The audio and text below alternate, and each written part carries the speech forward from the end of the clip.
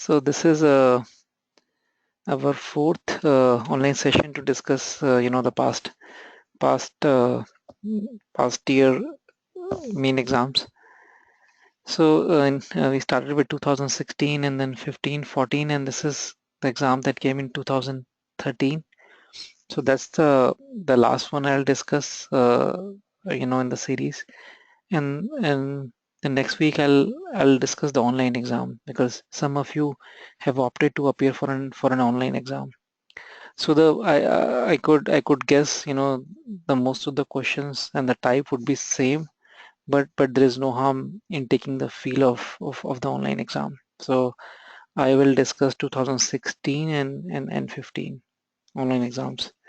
And then there are multiple copies of online exams. So I'll figure it out which one, the one that will make more sense to discuss. So this is, this is the division of the questions based on topics. So in the last session we discussed, we compared 2014, 15 and 16. Now 13 is also there, in the list. And you can see that, and after that you can, there is a kind of, though you cannot say anything about 2017, but you can at least have, based on the data of the last 4 years, you can expect, the number of questions from each topic.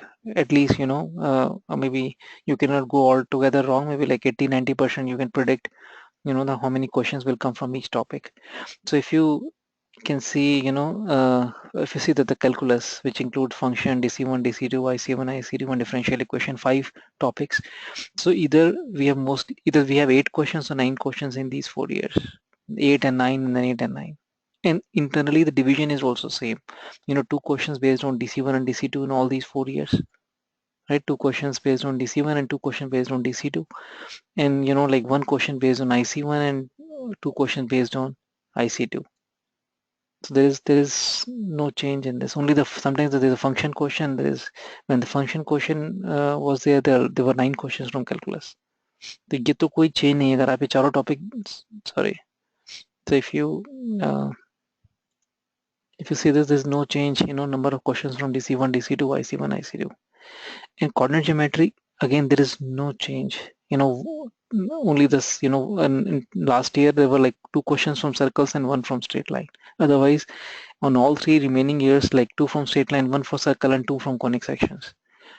Algebra is again almost same, either 7 questions or 8 questions. Mostly it was 7 questions. Vector 3D same on all three, all 4 years. 1 from vectors and 2 from 3D. This is again almost same. Only there was no question based on PNC in 2014. And this is again almost same. And then trigonometry is same in all those 4 years. तो अगर चारों का साल का chart देखेंगे तो आपको idea इससे लग रहा है कि कौन से टॉपिक के कितने क्वेश्चन आने वाले हैं. तो अब देख लो कोई टॉपिक आपका स्ट्रांग है, वीक है, आपने करना है, इसको छोड़ना है, तो उस हिसाब से आप आइडिया लगा सकते हैं. और मोर लेस 10-20% इधर उधर हो सकता है, but more less I think it will be going to be same in next year also. But I don't quote me if things go wrong. Anything can change anytime. But data says that we can predict number of questions from each topic. So so see this. So what I'll suggest, I'll try to this time I'll not spend more than 2 hours to discuss all the questions. I'll try to be a little fast, and I want you to try this paper, yourself. तो discuss करते हैं, लेकिन पूरी last तक calculation solve करके निकालने की जरूरत नहीं, because I want you to do it yourself. So this is a question which is again easy question, and all the questions that came on limit, were easy. And this is also very fundamental easy question. So if you look at this similar question we faced earlier also, almost the same kind of question. As x approaches 0, this approaches, cos x approaches 1, and 1 plus 3, this approaches 4. ये 4 को approach कर रहा है. तो ये तो कोई indeterminate form में कंट्रीब्यूट नहीं कर रहा, अप्रोचिंग 4 है, फाइनाइट को अप्रोच कर रहा है, तो इसका कुछ यूज है नहीं. हाँ, अगर ये है tan 4x दिख रहा है तो we can divide by 4x and we have to multiply with 4x. अब मल्टीप्लाई करेंगे 4x से, 4 इंटू एक्स स्क्वायर हो जाएगा यहाँ पे. अब इतना सा बस, ये लिमिट 1 को अप्रोच कर रही है, ये 4 को अप्रोच कर रही है, इसको देखेंगे तो सॉल्व हो गया. 1 minus cos 2x is 2 sin square x divide by 4x square. तो ये 1 को अप्रोच कर रही है। यहाँ था tan 4x बाय 4x, वो 1 को अप्रोच कर रहा है, और ये पार्ट 4 को अप्रोच कर रहा है। तो overall you can see answer is 2, approaching 2, because 4 से 4 कैंसिल हो जाएगा, answer is 2। Such a straightforward question based on limits.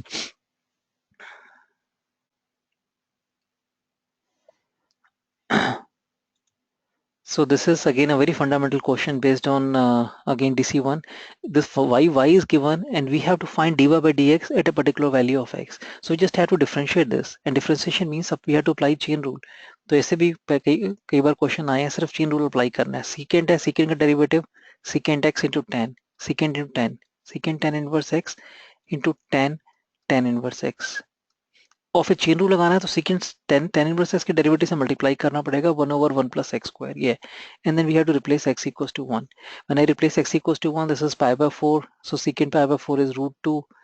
This is 10 pi by secant, tan inverse 1 is pi by 4, pi by 4 is 1, and this is 1 plus root 2 का square 2,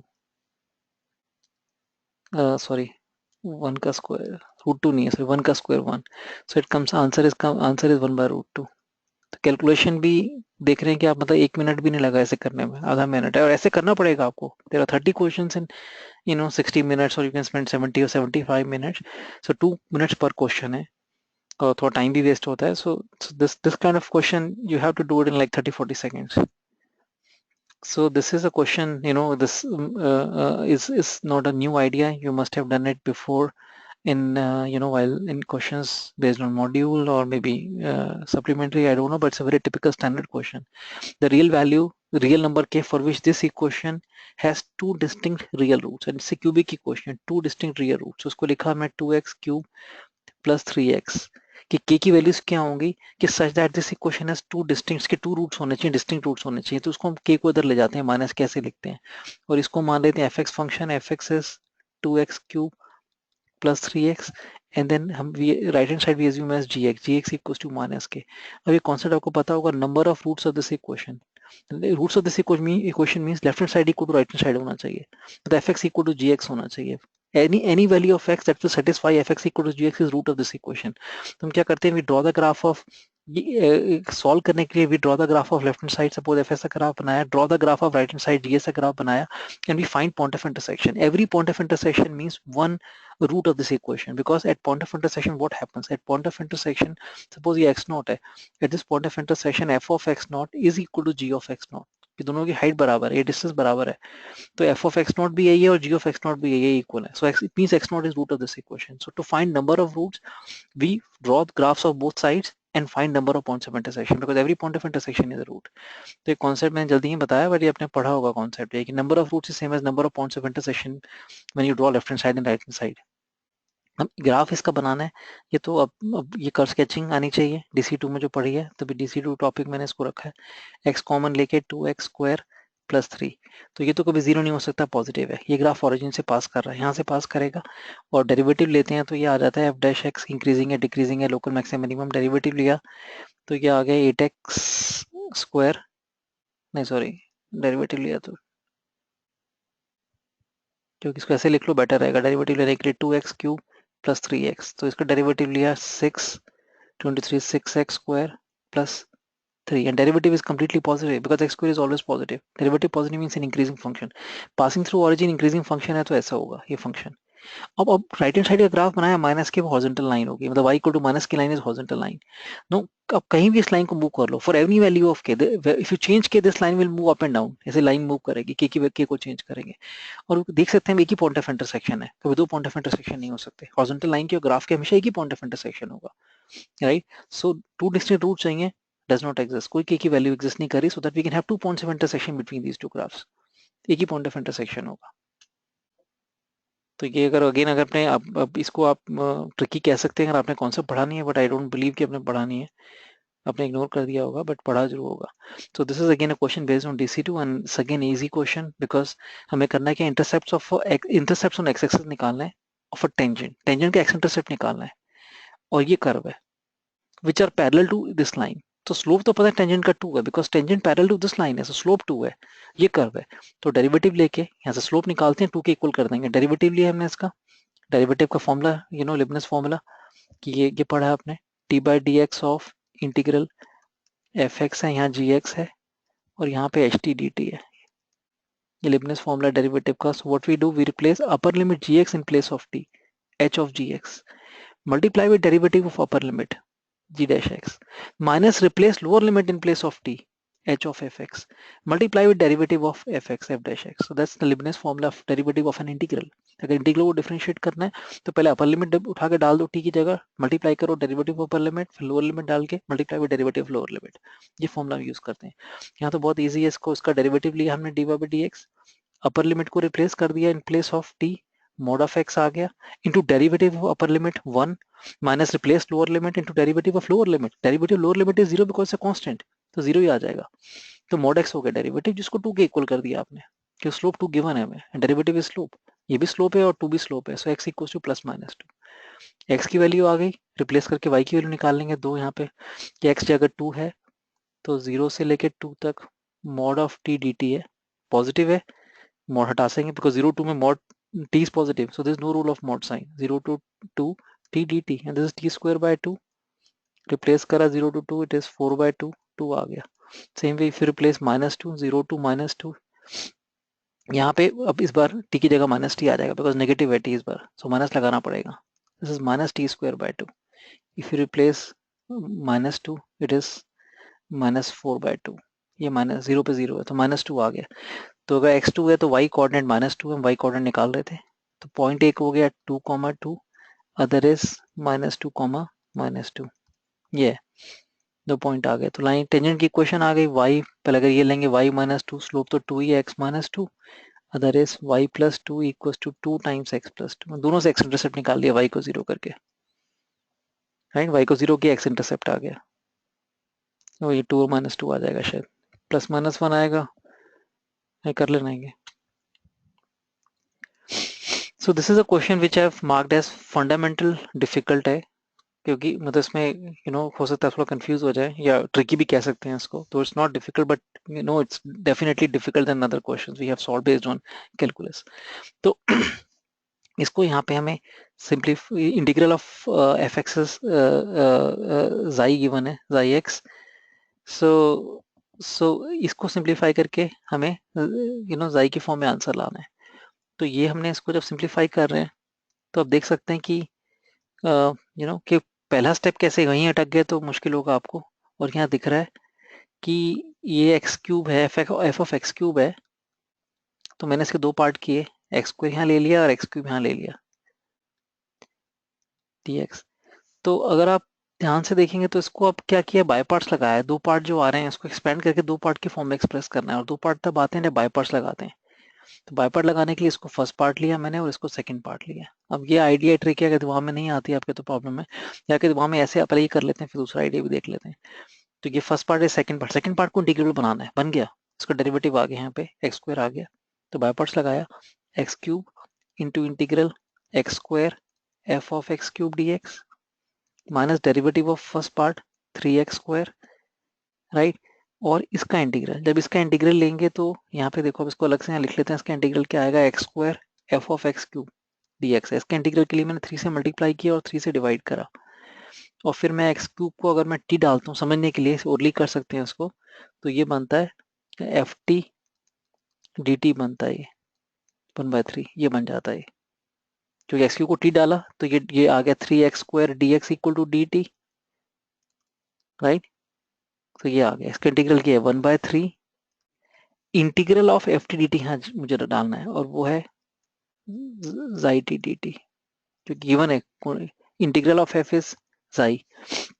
again I repeat, I have integrated this part, integrate मतलब इसको simplify किया, कैसे, इसको substitution करके मैंने x cube को T डाल दिया, टी डालने से ये आ रहा है 3x square equals to d x equal to d t, so x square d x की वैल्यू यहाँ से आ जाती है d t by 3, so f of t d t by 3, इसको मैंने पूरे को यहाँ रिप्लेस कर दिया, इसका इंटीग्रल को लाके फिर ये यहाँ रिप्लेस कर दिया, और टी की जगह हमें एक्स क्यूब डालना पड़ेगा,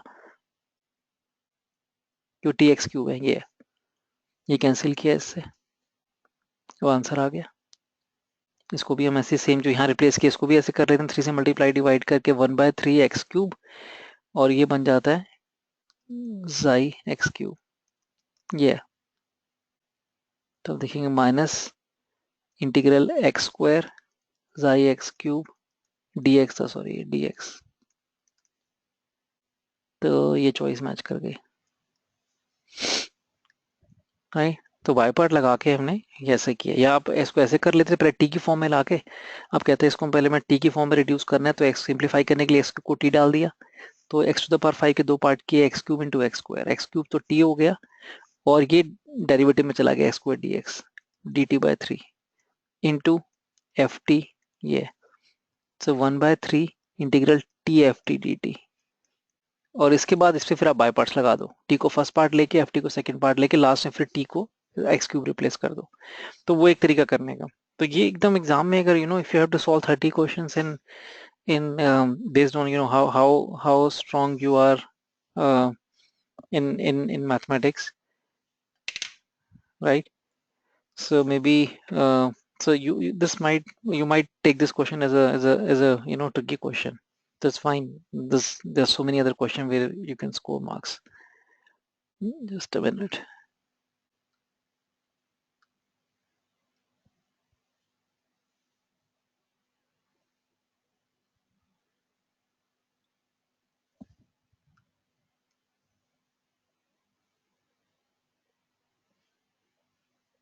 Noted.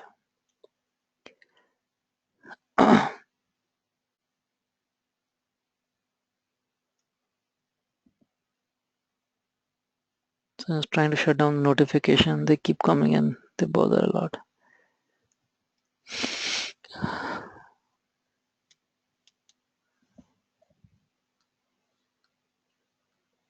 Yeah. So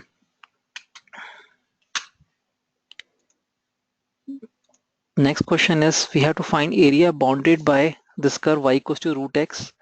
Y equals to root x is same as y square equals to x, but only the positive part of y should be positive because root x is always positive.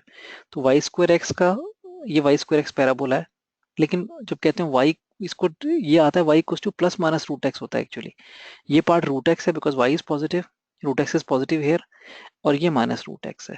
दो part है parabola के, y square equal to root y equal to root x, y equal to minus root x. हमें खाली root x चाहिए तो ये हमने हटा दिया, राइट, ये रह गया खाली। And then straight line 2y equals to x minus 3, x equal to 0, y is minus 3/2 and y 0, x is 3। तो स्ट्रेट लाइन ऐसे जा रही है and this graph goes like this। तो ये this is the area bounded by, and x-axis is also there, area bounded by this curve, this x-axis in the first quadrant। तो this is the area, very easy to figure out। ये parabola x-axis और ये straight line first quadrant, this is the area।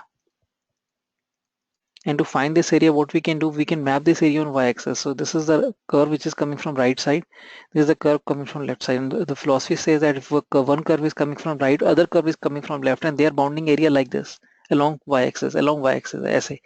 Then suppose इसको लिखते हैं x in terms of y, x equals to fy, x equal to gy, and area bounded is fy right curve minus left curve, fy minus gy into dy। Yeah, from first point in point of intersection A to point of intersection B, this is the formula, right? अगर एक curve यहाँ इस side से आती है, एक curve इस side से आती है, तो we apply formula right minus left, right curve और ये left curve, x in terms of y आएगा right minus left, right, A to B point of intersection, but in terms of y into dy, yeah, if one curve is upper curve, other curve is a lower curve, and this is how we are bounding the area between the two curves। Then we do fx minus gx, upper curve is fx, x की form में लिखेंगे, y को x की form में लिखेंगे, lower curve is gx, and we subtract the two। So this is the approach I teach and I follow, but if you follow a different approach, then you have to find area bounded below parabola, and ये area निकाल के parabola और axis के बीच का area निकाला और ये एरिया माइनस कर दिया, तो ये एरिया आ गया। इस वाले और इस वाले के अंदर एरिया निकाला आपने, इस कर्व हॉरिजॉन्टल लाइन में एरिया निकाला और फिर ये एरिया माइनस कर दिया। I generally don't follow this approach, I do the right minus left। तो दोनों का पॉइंट ऑफ इंटरसेक्शन निकाल लिया पहले मैंने, y square equal to x है और स्ट्रेट लाइन ये है 2y equal to x minus 3। तो x को रिप्लेस कर दिया y square, 2y equal to y square minus 3, that's y square minus 2y minus 3 equals to 0, y minus 3 into y plus 1 equal to 0, y minus 1 आ गया, negative हो नहीं सकता, y3 आ गया, ये है 3। सो 0 to 3 तक इंटीग्रेट करना है, right minus left, 0 right curve is straight line, x in terms of y करना होता है, वो हो गया 2y प्लस 3 में से माइनस कर दिया left curve which is parabola, you know x equal to y square equal to x parabola है, तो एक्स वाई स्क्वायर रिप्लेस करेंगे, x in terms of y replace करते हैं, ये आ गया dy। This is what we do. ये है shaded area. Right curve minus left curve. Right curve is a straight line, you know, like this. This is right curve, and left curve is a parabola. Right minus left से ये area आ गया. All right, if this is, you know, this is something which you don't like it and don't understand this, you can find area below parabola, which is 0 to जो भी coordinate आएगा, x equal to 3 पे, y equal to 3 पे 6, 9, 0 to 9 या 0 to 9 area root x parabola आ गया, इसमें से माइनस कर दिया हमने स्ट्रेट लाइन का एरिया, स्ट्रेट लाइन का ये पॉइंट निकाल के हमने y को x3 है, ये था 3 to 9 स्ट्रेट लाइन के नीचे का area, that is x minus 3 divided by 2 dx। Yeah, this is another way you can do the same thing। So this is again a very fundamental and easy question।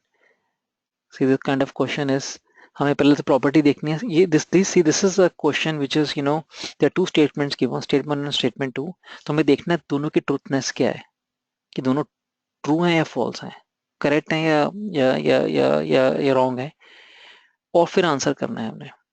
तो ये type अब ना तो IT में आ रही है पिछले कुछ सालों से, ना ये मतलब एडवांस में भी नहीं आ रही है, मेंस में भी नहीं आ रही है, बिकॉज ये कंफ्यूजिंग टाइप होती है, हटा ही दिया उन्होंने अभी।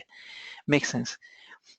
इसमें ये तो क्लियर होता है कि स्टेटमेंट 1 इज फॉल्स आंसर करना और स्टेटमेंट 2 इज ट्रू, ये तो क्लियर है, इसमें कोई डाउट नहीं है, दोनों को सॉल्व कर लेंगे, जो स्टेटमेंट करेक्ट है उसके अकॉर्डिंग कर लेंगे। अगर 1 फॉल्स है स्टेटमेंट 2 करेक्ट है, या 1 ट्रू है स्टेटमेंट 2 फॉल्स है, तो इसको ढूंढना आसान, इस मुश्किल नहीं है बिल्कुल। लेकिन ए और डी जो है वो कंफ्यूजिंग हो जाते हैं कि ए एक टिक करना है या डी टिक करना है, क्योंकि ए और डी में दोनों स्टेटमेंट करेक्ट हैं, statement 1 is true statement 2 is true, यहाँ भी statement 1 is true statement 2 is true, तो दोनों स्टेटमेंट 2 है, तो ये चूज करना है ये चूज करना है, वो कंफ्यूजिंग हो जाता है। फर्क क्या है, इसमें स्टेटमेंट ए के अंदर है statement 2 is not a correct explanation of statement 1, ये करेक्ट तो है दोनों, स्टेटमेंट 2 स्टेटमेंट 1 की एक्सप्लेनेशन नहीं है, यहाँ पे कुछ, यहाँ पे फॉर्मूला दिया हुआ है, कोई रिजल्ट दिया हुआ है, और यहाँ पे कोई क्वेश्चन दिया हुआ है उस पर बेस्ड, तो ये बताना है कि ये फॉर्मूला से यूज करके ये चीज प्रूव हो सकती है, स्टेटमेंट 2 में जो फॉर्मूला कॉन्सेप्ट दिया हुआ उसको यूज करके स्टेटमेंट 1 प्रूव हो सकती है, तो ये तो फिर ये चॉइस आएगी, statement 2 is correct explanation of statement 1। हाँ, इसको इस फॉर्मूले को यूज करके स्टेटमेंट 1 प्रूव नहीं हो सकता, then statement 2 is not a correct explanation of statement 1, ये चूज करते हैं। अब दोनों में जो चूज करना है, कई बार कई क्वेश्चन में भी वो क्लियर होता है कि स्टेटमेंट 2 का कोई रिलेशन है नहीं, कोई इन्वॉल्वमेंट नहीं है स्टेटमेंट 1 के अंदर, नहीं, कई क्वेश्चन के अंदर कंफ्यूजिंग होता है, इन्वॉल्वमेंट है नहीं है, क्योंकि पार्शियल इन्वॉल्वमेंट है, 30% है 40% है, कुछ तो इन्वॉल्व है लेकिन सिग्निफिकेंट इन्वॉल्वमेंट नहीं है, तो क्या टिक करेंगे। So that's why it's good they remove this type, because really confusing type. तो हम क्वेश्चन प्रैक्टिस कर लेते हैं without worrying about the type. So in this question you see this is the correct property, तो definitely की property a to b f x d x is, you know, integral a to b f of a plus b, और ये property अब ये देखते हैं, ये तो प्रॉपर्टी अगर आप देखेंगे क्वेश्चन, यू नो, कंफ्यूज नहीं होना इसमें, अपने बहुत टिपिकल क्वेश्चन है, इसका तरीका ये होता है कि tan को हम sin cos की फॉर्म में लिखते हैं, एलसीएम लेके, रूट टेन एक्स को लिखा रूट साइन एक्स पे रूट कॉस एक्स, फिर एलसीएम लिया तो आ जाता है root cos x over root of sine x plus root cos x. तो अगर आपने क्वेश्चन में आइडिया ये वाला नहीं आया, don't think it's a trick, तो आपने ज्यादा प्रैक्टिस करी नहीं है DC2 की, एक दो बार गलती कर सकते हैं, लेकिन उसके बाद तो या फिर मत करो, ये साइन कॉस में नहीं करेंगे तब भी हो जाएगा, प्रॉपर्टी इसमें ये वाली प्रॉपर्टी लगानी है इसके अंदर, ए प्लस ये नहीं भी करेंगे, लेकिन ये करना है कि ए प्लस, ये क्वेश्चंस में काफी में करते हैं, अगर 0 to a होता है तो ये ट्राई करते हैं, apply a minus x property, A minus x property लगाई हमने और ओल्ड न्यू को ऐड कर दिया, जो ओरिजिनल है इसको ऐड कर दिया, ये आई था, प्रॉपर्टी लगा के दोबारा ये आ गया आई इक्वल टू दिस, दोनों को ऐड करके 2i करके ऐसे कर लिया, तो सिंप्लीफाई हो जाता है, ये हमेशा ट्राई करते हैं 0 to a है। हाँ, a to b है तो हम ये ट्राई करेंगे, प्रॉपर्टी लगा के, यू नो, आई अगर इंटीग्रल ऐसा है a to b f x d x है, प्रॉपर्टी लगाई हमने I equal to a to b f of a plus g minus x, ये प्रॉपर्टी लगा के फिर ऐड जरूर करना है ओल्डर न्यू को, ये ट्राई करना ही करना है, तो यहाँ पे भी ट्राई करेंगे तब भी हो जाएगा, लेकिन साइन कॉस की फॉर्म में करेंगे तब भी हो जाएगा, प्रॉपर्टी लगा के और ऐड करके क्या होगा, प्रॉपर्टी लगाने से क्या होगा, इन दोनों का सम पाई बाय 2 बन रहा है। जब प्रॉपर्टी लगाएंगे तो आ जाएगा root of cos pi by 2 minus x, root sine x बन जाएगा। यहाँ पे जो रूट साइन एक्स था वो रूट कॉस एक्स बन गया, और root cos x root sine x बन गया, साइन कॉस बन गया, कॉस साइन बन गया। अब दोनों को ऐड करेंगे, अगर यहाँ लिख लेता हूँ मैं, दोनों को ऐड करेंगे 2i यहाँ हो जाएगा, और यहाँ पे जब ऐड करेंगे pi by 6 to pi by 3, तो यहाँ पे आप देख सकते हैं दोनों का डिनोमिनेटर सेम है, root sine x plus root cos x, और न्यूमरेटर को ऐड करेंगे तो एक जगह रूट कॉस एक्स था, एक जगह रूट साइन एक्स था, वो दोनों सेम बन के dx हो गया। तो आंसर आ गया integral zero, integral dx which is x, limit is pi by 6 to pi by 3, pi by 3 minus pi by 6 2i है, ये आ जाएगा pi by 6, i equal to pi by 12 हो जाएगा, पाई बाय 12। तो ये तो पाई बाय 6 दिया हुआ है, तो वैसे ही रॉन्ग हो गए, तो इसमें कोई कंफ्यूजन नहीं है, ये first statement wrong, second is correct, C choice हो गई।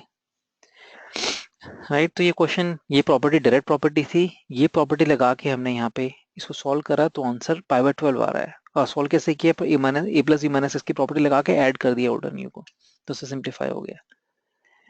So this is a question based on differential equation, though I have marked this question as a tricky, but it's not that tricky, कि मैं जरा सा भी अगर exam के stress को मान के इसको ट्रिकी कर दिया, क्योंकि लैंग्वेज प्रॉब्लम कितना है at present, at a firm is manufacturing 2000 items, so there's a company or a firm who manufactures item and it's manufacturing 200 items, अभी ये प्रोडक्शन रेट है, it is estimated that rate of change of the production का rate of change होगा, P is rate of change of production, production किस rate से change हो रही है with respect to additional number of workers, अगर worker बढ़ाएंगे तो और प्रोडक्शन होगी, तो वो उसका फॉर्मूला ये है कि additional P is additional production, change in production जो भी है, राइट, ये फॉर्मूला हमारा dp by dx, change in production based on new employees added, additional employees added is this rate से, अगर x को मैंने एक एम्प्लॉय बढ़ाया तो उस हिसाब से रिप्लेस करके द ये change in production with every employee, rate ये है चेंज का, अगर एक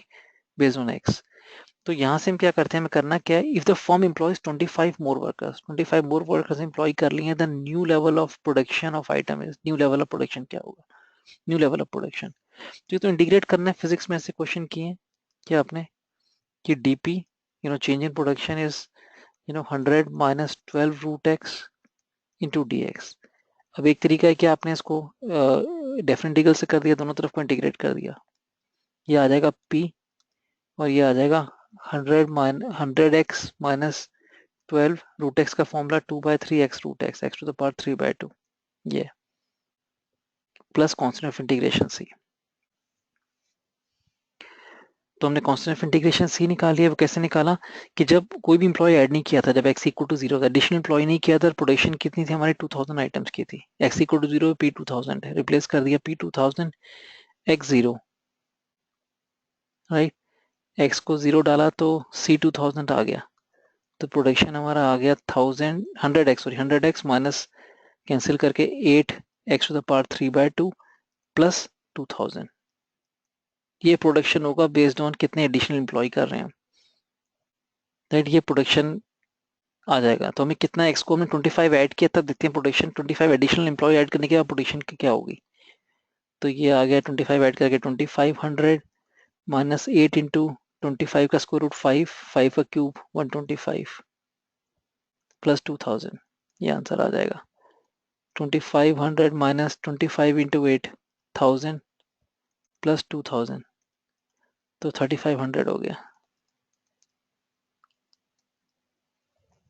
राइट। तो ये हमने, ये तो मतलब सिंपल मैथमेटिक्स है, इसको इंटीग्रेट करके कांस्टेंट ऑफ इंटीग्रेशन निकाला है, वो थोड़ा कंफ्यूजिंग हो सकता है कि इससे कैसे निकाला है। हमने ऐसे किया, जब कोई भी एडिशनल एम्प्लॉय ऐड नहीं किया, x इक्वल टू 0 है, तो प्रोडक्शन कितनी इनिशियली 2000 थी, तो ये हमने इनिशियल पॉइंट निकाल के कांस्टेंट ऑफ इंटीग्रेशन निकाली है। ये आप या फिजिक्स स्टाइल में कर लो कि जब इंटीग्रेट करना था लिमिट, ये 2000 प्रोडक्शन थी, वहां से फाइनल प्रोडक्शन हमें चाहिए कितनी थी, ये 2000 कब थी प्रोडक्शन, जब x इक्वल टू 0 था, तो फाइनली x कितना बढ़ाया है, 25 एम्प्लॉयज बढ़ाया है फ्रॉम 0 टू 25, ये ऐसे कर लो डिफरेंट डिफरेंट इंटीग्रल के फॉर्म में। Now this is a question based on progression. X, Y, Z are in AP. 2y equals to x plus z, और ये भी AP के अंदर है, 2 tan inverse y equals to tan inverse x plus z, ये now we to comment on relationship between x y and z. तो ये तो आपने फॉर्मूला लगा के यहाँ का इसको लिखा tan inverse x plus z over 1 minus x z equals to, यहाँ 2 tan इनवर्स x का फॉर्मूला लगा दिया, ये होगा tan inverse x, tan inverse 2y over 1 minus y square, ये लिख लिया, राइट। अब यहाँ फर्क नहीं पड़ता पाई प्लस आया नहीं आया, क्योंकि अगले स्टेप में tan लेना है, take tan of both side. और पाई प्लस भी आता है, कैसे बनाने की जरूरत नहीं है x y greater than 1 x y less than 1, because अगर पाई प्लस भी आ जाएगा अगले स्टेप में tan लेना है दोनों साइड का, और tan pi plus theta is tan theta, दोनों साइड का tan ले लिया तो कितना आ गया 2y over 1 minus y square equals to x plus z और 1 माइनस एक्स जेड। तो एक्स प्लस जेड को 2y रिप्लेस किया, वो कैंसिल हो गया, y जीरो नहीं हो सकता, तो यहाँ से आ गया 1 minus y square equals to 1 minus x z, 1 से 1 कैंसिल करके y square equals to x z, ये आ गया, राइट। मैंने एक्स प्लस जेड को 2y रिप्लेस कर दिया because x plus Z EP के अंदर है, जब ये 2y आया 2y कैंसिल हो गया, कैंसिल होने के बाद क्रॉस मल्टीप्लाई करके ये रिलेशनशिप आ गई, यहाँ से ये आ गया y square equals to x z. वही क्वेश्चन फिनिश हुआ, सॉल्व करना है, फिर y को रिप्लेस कर दिया मैंने x plus y by two, x plus z by two का square equals to x z. यहाँ सॉल्व करके आ रहा है एक्स प्लस जेड का whole square equals to 4xz which is same as x plus z का whole square minus 4xz equals to 0। अगर आप ध्यान से देखेंगे तो ये बनता है एक्स माइनस जेड का whole square equal to 0, x equals to z. यहाँ से ओपन कर लो उसको, ब्रैकेट कौन से भी आ जाएगा, इसको ओपन करेंगे तो क्या आएगा x square plus Z square plus 2xz, फिर यहाँ लाके माइनस 4xz इधर लाएंगे तो वो ये बन जाएगा x square plus Z square minus 2xz, perfect square बन गया। एक्स इक्वल जेड है, रिप्लेस करके वाई भी आ जाएगा जेड के एक्स के इक्वल, ये आ गया, तीनों इक्वल है। तो एपी का फॉर्मूला यहाँ भी लगाया, यहाँ भी लगाया, और ये सिंप्लीफिकेशन है। I don't know, it's very fundamental, I would rate this. अब ये क्वेश्चन मैंने इसको फंडामेंटल बोला लेकिन डिफिकल्ट बोला है तो बहुत टिपिकल क्वेश्चन, स्कूल में भी टीचर कराती है क्लास में, ऐसा क्वेश्चन है, लेकिन तभी कि एग्जाम में पैनिक है, कैलकुलेशन मिस्टेक वगैरह ना हो जाए, इसलिए कि सम निकालना है 0.7 plus 0.77 goes on up to 20 terms. तो इसको ऐसे लिखते हैं यहाँ पे कि 7/10 plus 77/100 plus 777/1000 goes on up to 20 terms है। इसमें से हम अगर याद आपको आइडिया तो 7 कॉमन ले लेते हैं इसमें, राइट। और इसमें फिर हम 9 से मल्टीप्लाई भी किया, 9 से पहले 7 कॉमन ले लिया, 7 कॉमन लेके ये बन जाता है 1/10 प्लस 11/100 प्लस 111/1000 गोज ऑन, फिर 9 से मल्टीप्लाई कर दिया तो 7/9 बाहर आ जाएगा, और 9 से हर टर्म को मल्टीप्लाई कर दिया, 9/10 प्लस 99/100। अब ये टिपिकल मेथड ही है इसका, जो याद ही होगा आपको, राइट। और फिर हमने हर टर्म को ऐसे लिख के 1 minus 1/10 plus 1 minus 1/100 plus 1 minus 1/1000 goes on to 20 terms. तो 1 टाइम्स आया, 20 हो गया, माइनस कॉमन लेके जीपी बन रही है first term 1/10 and common ratio 1/10, इसकी जीपी बन गई 20 टर्म्स की, राइट। और यहाँ 7/9 है, बस यहाँ जीपी का फॉर्मूला लगा के सिंप्लीफाई करना है, आंसर आ गया। तो ये तो आई एम श्योर कि बहुत सिंपल है, स्कूल के एग्जाम के लिए भी करते हैं, बट ये लिखना पड़ रहा है इसके अंदर। So this is a question which is again, now we will move to coordinate geometry. So this is, question based on straight line, a very fundamental question. Ray of light, ये question मतलब कैसे भी इस तो negative slope है, ray of light ऐसे आएगी, strike करेगी एक्स एक्सिस को और वहां से रिफ्लेक्ट हो जाएगी, इसकी क्वेश्चन पता है मैं एक्स प्लस, तो ये पॉइंट आ गया y को 0 रिप्लेस करके, ये आ गया √3, 0, राइट। यहाँ से यहाँ चलेगी, तो इसका स्लोप क्या है, इसका स्लोप है माइनस a/b का फॉर्मूला लगाएंगे, इसका स्लोप निकाल लिया -1/√3 है, और वापस चली गई है, तो इसकी इक्वेशन निकालनी, बहुत सिंपल क्वेश्चन है। इसका स्लोप -1/√3 है तो इसका 1/√3 होगा, बिकॉज रिफ्लेक्टेड रे है, angle of incidence equal to angle of reflection है, ये है। तो इसका तरीका होता है समझने के लिए, याद ही रख लेना चाहिए, इसका स्लोप जो है, इसका स्लोप अगर m है तो इसका स्लोप -m होगा, ये होगा। कैसे, इसका स्लोप एंगल को मैं मानता हूँ अल्फा है, तो tan alpha equal to m, तो इसका स्लोप क्या होगा इस लाइन का, वो होगा, ये देखो, ये एंगल अल्फा है, सिमेट्री से तो ये एंगल भी अल्फा होगा, ये थीटा मत देखो एक बार को, ये एंगल अल्फा है तो ये एंगल भी अल्फा होगा, because of angle of incidence equal angle of reflection है, राइट। क्योंकि ये एंगल 90 है, ये एंगल भी 90 है, ये अगर अल्फा कह रहे हैं, थीटा कह रहे हैं, तो ये थीटा तो पता है मैं, ये दोनों थीटा, तो ये भी अल्फा ही होगा ना फिर, तो ये अल्फा होने के इसका स्लोप ये होगा, ये एंगल देखना स्लोप के लिए इसका, और ये एंगल क्या होगा, ये अल्फा है तो ये पाई माइनस अल्फा एंगल है। तो अगर m1 suppose tan alpha m1 है, तो तो इसका स्लोप क्या होगा, सपोज m2 क्या होगा, tan of pi minus alpha which is minus tan alpha which is equal to minus m1। तो ये रिजल्ट याद ही रखना है, m2 equal to minus m1 है कि अगर यहाँ से इंसिडेंट रे आके स्ट्राइक करती है, स्लोप है हमें रिफ्लेक्टेड रे का स्लोप माइनस m होगा, नेगेटिव होगा, उसको ये याद ही रखना है। हमने एंगल लेके देख लिया, अगर थीटा एंगल है तो m equal to tan theta है, तो इसका स्लोप क्या होगा, ये लाइन का स्लोप देखना है, और ये एंगल है tan pi minus theta which is minus tan theta which is minus m, right.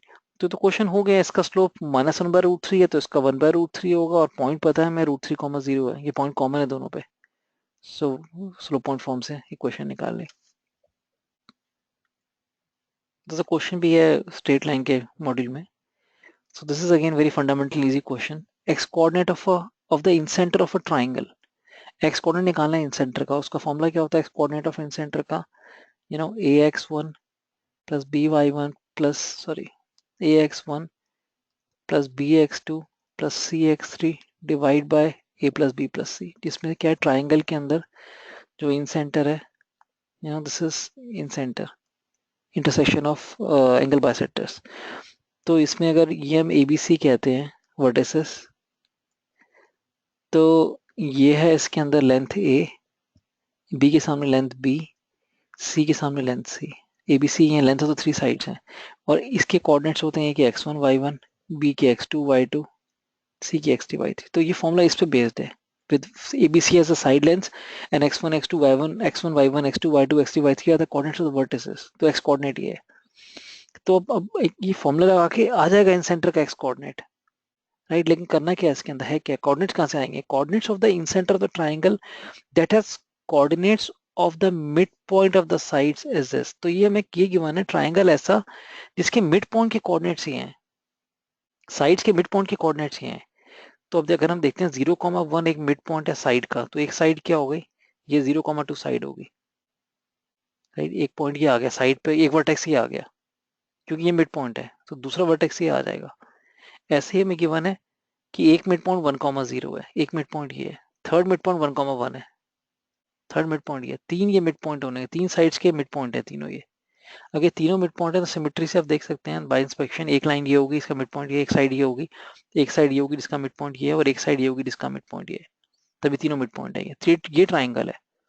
इसका इन सेंटर निकालना है, का एक्स कोऑर्डिनेट निकालना है, 0 0 2 0, क्योंकि 1,0 है, तो ये 2,0 होगा, ये 1,1 है, ये 0,2 होगा क्योंकि ये 0,1 है, इसलिए मिड पॉइंट 0,1 है तो 0,2 होगा। तो तीनों इस ट्राइंगल का हमें इन सेंटर निकालना है, तो बहुत इजी है। इसके सामने की लेंथ हम निकाल रहे हैं, ये लेंथ कितनी है, ये 2 है लेंथ, ये 2 लेंथ है, और ये 2√2 है, राइट। तो तीनों लेंथ आ गई और तीनों वर्टिसेस आ गए, 2,0 0,0 0,2 फॉर्मूला लगाना है, ऐसे एक्स कोऑर्डिनेट लेने हैं, इसका एक्स कोऑर्डिनेट 0, इसके सामने लेंथ 2√2, इसका एक्स कोऑर्डिनेट 2, इसके सामने लेंथ 2 है, इसका एक्स कोऑर्डिनेट 0, सामने लेंथ 2 है, 0 के सामने लेंथ 2 है, divide by sum of the lengths a plus b plus c, 2 plus 2 plus 2√2, बस सिंप्लीफाई करना है, ये आ गया।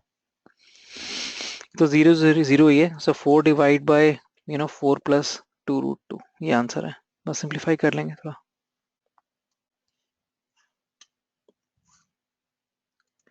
So this is question based on circles. The circle passing through this point and touching x-axis at 3,0. x-axis को touch कर रहा है सर्कल इस पॉइंट पे 3,0 पे, पास कहाँ से हो रहा है 1,-2 से, और इस पॉइंट पे एक्सिस को टच कर रहा है। अभी फैमिली सर्कल्स पढ़ा होगा आपने, ये इक्वेशन ऑफ अ सर्कल, हो सकता है आपको इसको डिफिकल्ट ट्रिकी माने और इम्प्लीमेंटेशन में भी इजी और डिफिकल्ट। अगर आपको ये कॉन्सेप्ट नहीं पता फैमिली ऑफ सर्कल्स का, equation of family of circles touching a given line eight A given point, एक गिवन लाइन है, उस पे गिवन पॉइंट है x1 y1, उसको टच करते हुए जो इनफाइनाइट सर्कल होंगे ऐसे ऐसे ऐसे, उनकी फैमिली कैसे लिखते हैं, उसकी फैमिली लिखते हैं x minus x1 whole square plus y minus y1 whole square plus k times equation of this line, जो गिवन लाइन की equation kl equal to 0, this equation of combined equation of all the circles touching this given line at this point. तो हमें भी required circle एक given line को x axis को उसकी equation y equal to 0 होती है, इस पॉइंट पे टच कर रहा है, तो आएगा x minus 3 whole square plus y minus 0 whole square plus k y equal to 0, ये combined equation of all the circle है, ये सारे इक्वेशन आ गए, सबकी कंबाइंड इक्वेशन आ गई। लेकिन हमें वो सर्कल चाहिए जो 1,-2 से पास कर रहा है, रिप्लेस कर दिया, सर्कल पासिंग थ्रू 1,-2, वो एक स्पेसिफिक सर्कल चाहिए, रिप्लेस 1,-2 हियर, x1 तो ये 4 हो गया, y इज -2 तो ये भी 4 है, plus k y is -2 equal to 0। So k equal to 4 आ गया, 8/2 इज 4, k इक्वल टू 4, के 4 आ गया, रिप्लेस कर देंगे, आंसर आ गया, सर्कल आ गया, के को 4 रिप्लेस कर दिया तो आ गया एक्स स्क्वायर, यहाँ से Y square -6x plus 4y, यहाँ से 9 राइट, प्लस 9।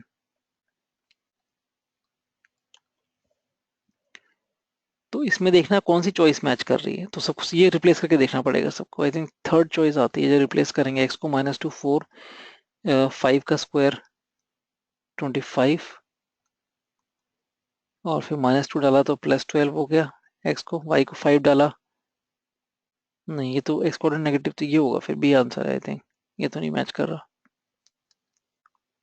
5 को -2 ये 29 ही होगा, x square plus y square, और एक्स को हमने 5 डाला है तो ये -30, और इसको हमने -2 डाला है तो ये -8 प्लस 9, हाँ ये 0 हो गया, 38 -38 ये 0 है, तो ये सेटिस्फाई कर रहा है पॉइंट, एक पॉइंट सेटिस्फाई करेगा तो हो गया, क्योंकि सिंगल चॉइस करेक्ट क्वेश्चन है। तो हमें ये निकालना था कौन सा ऐसा सर्कल है जो एक्सेसिस को इस पॉइंट पे टच कर रहा है और इस पॉइंट से पास कर रहा है, वो सर्कल नहीं पूछा था कि वो सर्कल को कौन से पॉइंट सेटिस्फाई कर रहे हैं, also passing through that circle also passes through कौन से पॉइंट से पास कर रहा है। तो फैमिली सर्कल्स वाला कॉन्सेप्ट लगाया है, question of the family circles touching a given line at a given point, वो इक्वेशन लिख के वो मेंबर निकालना है जो इस पॉइंट से पास कर रहा है, पॉइंट रिप्लेस करा मेंबर आ गया, फिर चेक कर लिया कौन सा पॉइंट सेटिस्फाई कर रहा है।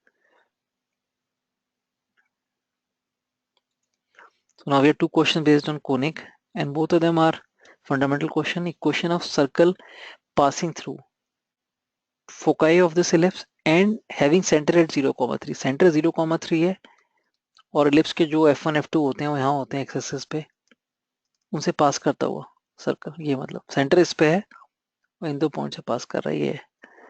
तो सेंटर तो पता ही है, रेडियस निकालने के लिए बस एक कोई एक फोकस मिल जाए, रेडियस आ जाएगा इनके डिस्टेंस के बीच में, और फोकस निकालने के लिए क्या ये का फॉर्मूला क्या होता है, प्लस माइनस a,0, ये कोऑर्डिनेट्स है फोकस के। ए क्या पता है, a = 4 है, तो क्या नहीं पता, ई नहीं पता, ई तो निकाल लेंगे √1 - b² / a², बस इतना ही क्वेश्चन था। b² is 9 and a² is 16, तो इट इज 7/4 आ गया, √7/4 ये ई है। और ए कॉमा क्या होगा, ए क्या है 4 है, 4 इंटू √7/4, 0। सो एक कोऑर्डिनेट तो आ गया √7/4, दूसरा आ जाएगा -√7/4 0 सॉरी। अब √7/4 आ गया, डिस्टेंस फॉर्मूला से रेडियस निकाल लिया, √7 - 0 का स्क्वायर 7 और 3 - 0 का स्क्वायर 3, 3 का स्क्वायर 9 का स्क्वायर रूट 4 आ गया रेडियस। बस हो गया, रेडियस 4 आ गया, सर्कल आ गया, सेंटर पता है, रेडियस पता है, x - 0 whole square plus y - 3 whole square equal to radius square 16, ये आंसर है। तो सिर्फ फोकस निकाल के और रेडियस निकाल लिया और सेंटर तो पता ही था हमें, फोकस निकाल के रेडियस कैसे निकाला कि डिस्टेंस सेंटर से डिस्टेंस सर्कमफ्रेंस से पॉइंट रेडियस के इक्वल होता है, ये किया हमने।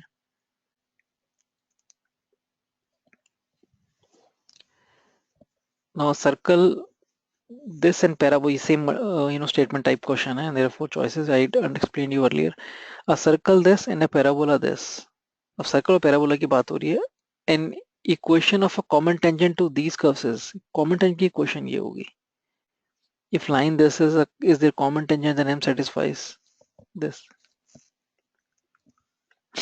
तो पहले इसके यहाँ से कॉमन टेंजेंट की क्वेश्चन निकाल लेते हैं, equation of a common tangent to these curves is this, equation of common tangent ये है, कॉमन टेंजेंट तो निकाल लेंगे, इस पैराबोला पे क्या होगा, a = √5 है, तो टेंजेंट और स्लोप m क्या होगा, y = mx plus a/m √5/m, ये जनरल टेंजेंट है इस पैराबोला पे, और सर्कल पे भी टेंजेंट होगा, तो कंडीशन ऑफ टेंजेंसी लगा दो। अगर ये कॉमन टेंजेंट की बात हो रही है, पैराबोला पे टेंजेंट लिखा और टेंजेंट सर्कल पे भी टेंजेंट होना चाहिए, apply condition of tangency, circle से कंडीशन ऑफ टेंजेंसी लगाई है, सेंटर 0,0 है और रेडियस है √5/2, ये रेडियस है √5/2, ओरिजिन से डिस्टेंस लेके √5/m ओवर 1 + m² का स्क्वायर रूट इक्वल रेडियस के इक्वल करना है, √5/2 के इक्वल, ये यहाँ से हम आ जाएगा राइट। एम ही निकालना था कॉमन, ये क्वेश्चन अज्यूम तो कर ली थी लेकिन एम अननोन था, इसके अंदर एम निकालने की कंडीशन ऑफ टेंजेंसी लगा दी सर्कल के साथ, तो यहाँ से आ गया 5 या, सो सिंपली √5 से √5 कैंसिल, तो root m by root 2 equals to 1 over root of 1 plus m square, square करके इस क्रॉस मल्टीप्लाई भी कर दिया, 2 equals to m into 1 plus m square, ये आ गया m to the power 4 plus m square minus 2 equal to 0। तो यहाँ सॉल्व करके m की वैल्यू आ जाती है m square minus 2 m square plus 1 equals to 0, sorry m square minus 1 m square plus root 2 plus 2, ये तो m equal to plus minus 1।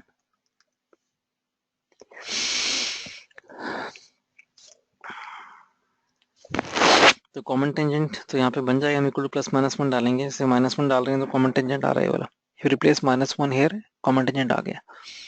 अब if this line is a common tangent, अगर ये line common tangent है then m satisfies this। हमने देखा ही अगर ये लाइन कॉमन टेंजेंट है तो m की वैल्यू क्या आती है भी निकाला है हमने। ये लाइन अगर कॉमन टेंजेंट है, ये कॉमन टेंजेंट की इक्वेशन है ये, बस यहाँ पे m नहीं पता हमें, m क्या होगा, हमने निकाला है प्लस माइनस 1 होगा, कि this common tangent m comes out to plus minus 1, और प्लस माइनस 1 सेटिस्फाई नहीं कर रहा है इसको, नहीं सेटिस्फाई कर रहा है, सॉरी सेटिस्फाई कर रहा है, m इक्वल टू 1 डालेंगे सेटिस्फाई कर रहा है, कर रहा है। तो ये बात आ गई, ये भी करेक्ट है और ये भी करेक्ट है, दोनों करेक्ट है, लेकिन ये सब कोई एक्सप्लेनेशन नहीं है कि कॉमन टेंजेंट की इक्वेशन ये होगी, तो हमने तो निकाला है पूरा ये है। तो ये कोई if the line this is their common tangent then m satisfies this, तो ये कोई रिलेशन है नहीं है, तो अलग स्टेटमेंट है कि भाई अगर अगर ये लाइन कॉमन टेंजेंट होती है तो m इसको सेटिस्फाई करता है, राइट। अगर ये कम से कम ये क्वेश्चन आती तो हम कह सकते थे रिलेशन है, ये क्वेश्चन भी नहीं आई ना, कम से कम या तो ये क्वेश्चन आती, हमारी ये क्वेश्चन बनी थी तो हम कहते अच्छा ये क्वेश्चन डायरेक्ट यूज हो गई, राइट। तो ये क्वेश्चन भी नहीं आई इसलिए रॉन्ग हो गए, मतलब रॉन्ग इन सेंस कि ये रीजन नहीं है, statement two is not correct reason of statement one, but yes both the statements are correct because m की जो वैल्यू निकाली थी इसको भी सेटिस्फाई कर रही है।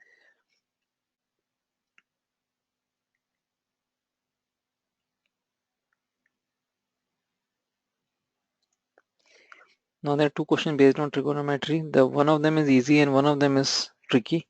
This one is easy क्योंकि इसमें कुछ अगर देखें तो क्या इसको साइन कॉस में ऐसे भी कर लेंगे, tan है, सिंप्लीफाई करना है, आइडेंटिटी वाला क्वेश्चन है, tan है, denominator I can write this as cot को 1 माइनस 1 बाय tan है, एंड I'll take LCM, सबको tan की फॉर्म में ले आया, तो cot को लिखा 1 बाय tan है 1 माइनस tan है, या उसको भी जरूरत नहीं थी वैसे तो लिख लिया, ठीक है।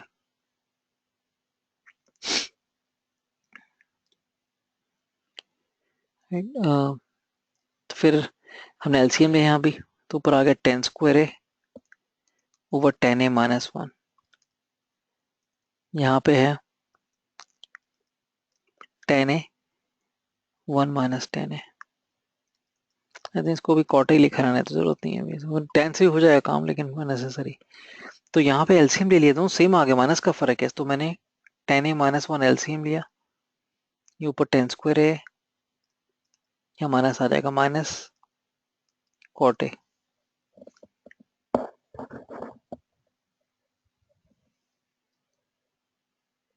ये नहीं करना ही पड़ेगा इसको, 1 बाय tan a लिखेंगे तो आ जाएगा tan cube a minus 1 divide by tan a tan a minus 1, उसे पहले ही कर लेते हैं, ठीक था। अब यहाँ मैं फॉर्मूला लगा दिया क्यूब माइनस बी क्यूब का, तो आ गया tan a minus 1 into 1 plus tan square a plus tan a divide by tan a minus 1, ये कैंसिल हो गया इससे, tan a को उसके ये हो गया secant square a plus tan a divide by tan a, ये कैंसिल होके 1 हो गया, और ये इसको दो पार्ट में करेंगे, सीकेंट a को साइन कॉस में कर लिया, चॉइसेस की फॉर्म में है, चॉइसेस की फॉर्म में या साइन कॉस की फॉर्म में, सेकेंड को सेक भी है, तो ऐसे थोड़ा सिंप्लीफाई करना, डिनोमिनेटर में इसको हटाना पड़ेगा, तो इसको हमने ऐसे लिख लिया secant A into secant A, और tan a को लिख लिया sine by cos A, cos sine 1 हो गए, साइन कोसेक हो गया, सेक ए कोसेक ए प्लस 1, ये आंसर आ गया, हाँ चॉइस में है ये। तो बेसिकली करना है यहाँ से, मैंने सबको tan की फॉर्म में करके एलसीएम ले लिया, तो यहाँ पे टेन क्यू माइनस वन बन गया और यहाँ ये बन गया। ये एडवांटेज था कि टेन ए माइनस वन कैंसिल ही हो गया, फिर सिंप्लीफाई कर लिया। तो सिंप्लीफाई करने के लिए जो फैक्टर कैंसिल किया, दैट्स द इम्पोर्टेंट स्टेप। अब ये क्वेश्चन थोड़ा डिफिकल्ट है, मतलब इन द सेंस कि वैसे तो घर पे तो हो जाएगा, एग्जाम में थोड़ा मुश्किल होगा ये। ज्योमेट्री कम ट्रिगोनोमेट्री है। ABCD is a trapezium where AB is parallel to CD. A, B, C, D। और यहाँ मैंने इसलिए जान के बनाया बिकॉज एंगल 90 गिवन है हमें। It says that AB is parallel to CD, AB is parallel to CD, and BC is perpendicular to CD. BC is perpendicular to CD। देखो यहाँ पे ये एंगल 90 गिवन है। If triangle ADB, ADB, इस angle की बात हो रही है। If this angle is theta, BC equal to P, CD equal to Q, we have to find AB when AB is equal to, ये निकालना है। So I repeat this question. ABC is a trapezium such that AB and CD are parallel, right? AB and CD are parallel. BC perpendicular to CD. If triangle ADB is theta, BC equals to P, ये length P है, CD equals to Q, then AB equal to, ये length निकालनी है, इसको X मान लेते हैं। ये इसमें अब देखो यहाँ पे ये कंस्ट्रक्शन करी है हमने, यहाँ से परपेंडिकुलर ड्रॉप कर दिया, राइट। तो अब इसको ऐसे थोड़ा ट्रिगोनोमेट्री वाला जो क्वेश्चन शायद पहले भी हमने किया था लास्ट टाइम भी, हाइट एंड डिस्टेंसेस वाला, उस तरह का क्वेश्चन है ये।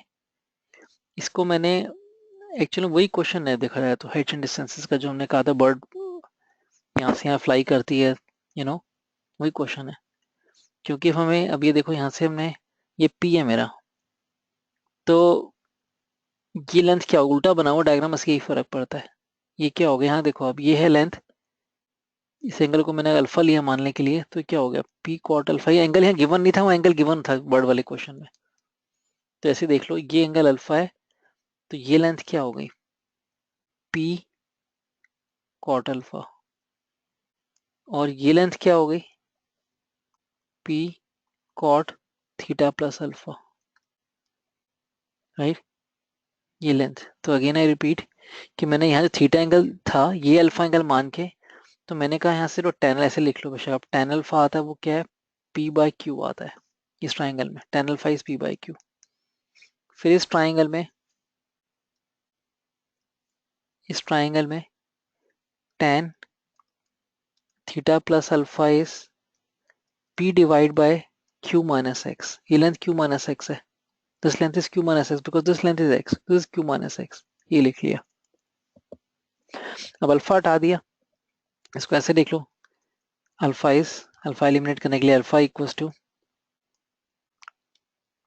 Ten inverse p by q, यहाँ से theta plus alpha equals to tan inverse p by q minus x. अब दोनों को सब्ट्रैक्ट कर दिया ऐसे, तो थीटा आ गया, अल्फा कैंसिल हो जाएगा, ten inverse P over q minus x minus tan inverse p by Q. अब इसको एक तरफ रख लो, एक्स निकालना है, इसको उधर भेज दिया और दोनों साइड का टेन ले लिया, tan theta minus tan inverse p by q equals to p divide by q minus x. इसको इधर भेज के दोनों साइड का टेन ले लिया, बस सिंप्लीफाई करना है। तो टेन माइनस टेन भी formula, tan theta minus tan p by tan of tan inverse p by q, तो खाली p by q over one plus tan theta p by q equals to p over q minus x. बस simplify करना है, इसको आ जाता है answer, इससे x आ जाता है सॉल्व करके, एलसीएम लेके, राइट। यानी कि आप कर लेना, एक्स को एक तरफ रख के बाकी को सबको एक तरफ रखेंगे तो आंसर आ जाएगा इससे। बट तो ये आइडिया यहाँ से लगाने वाला है ना, ज्योमेट्री ज्योमेट्रिकल फिगर में ट्रिगोनोमेट्री लगानी है, बस नॉट इजी। कि हमने टेन अल्फा लिखा है यहाँ से, इस ट्राइंगल से टेन अल्फा लिखा पी बाय दिस, और यहाँ से टेन थीटा प्लस अल्फा लिख लिया, तो अल्फा एलिमिनेट हो जाएगा उससे, अल्फा एलिमिनेट कर दिया, हो गया। या फिर आप इस ट्राइंगल तो कैलकुलेशन से ज्यादा हो जाएंगी, इस ट्राइंगल में कोसाइन रूल लगा लो आप। ये जो ट्राइंगल है आपका, ये एक्स है, ये पता है मैं root of p square plus q square है, ये थीटा एंगल है, और ये लेंथ है हमारा इस ट्राइंगल से, ये क्यू माइनस एक्स, ये p, root of p square plus q minus x का whole square.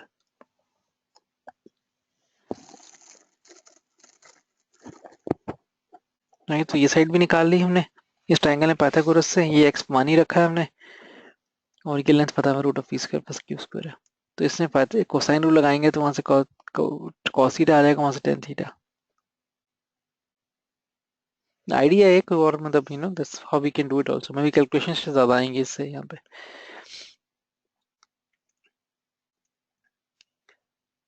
So this question based on permutation. Let Tn be the number of all possible triangles. Very easy question. Tn be the number of all possible triangles formed by joining vertices of n-sided regular polygon. ये n-sided है, ये side 1, side 2, side 3, side 4 goes on, n sides है। अब कितने triangle बना सकते हैं, इसको Tn से रिप्रेजेंट करा है। अब कितने ट्राइंगल बना सकते हैं n-sided के अंदर? तो ट्राइंगल मतलब n-sided polygon has n vertices है। और ट्राइंगल कैसे बनता है? कोई भी तीन वर्टेक्स चूज कर लो, ट्राइंगल बन जाएगा। आपने ये तीन वर्टिसेस चूज किए, ट्राइंगल बन गया। आपने ये और ये चूज करा, ये ट्राइंगल बन गया। तो कोई भी तीन वर्टिसेस चूज करने हैं तो ट्राइंगल बन जाएगा। तो NC3 है basically. Every way of choosing three vertices will give us one triangle. So NC3 triangle है।